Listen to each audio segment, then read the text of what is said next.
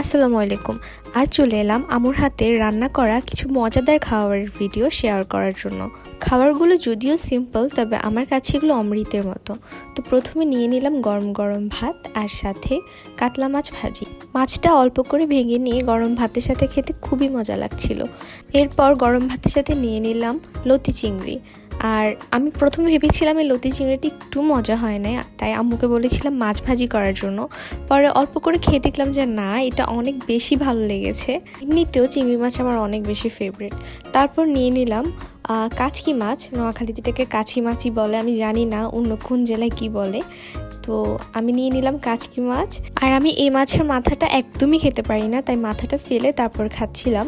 অনেক মজা হয়েছে। আর আম্মু এটা বাটা মরিচ দিয়ে করেছিল, এই জন্য আরও বেশি ভালো লাগতেছিল। আর সাথে একটু লেবু চিপে খাচ্ছিলাম, খুবই মজা লাগছিল।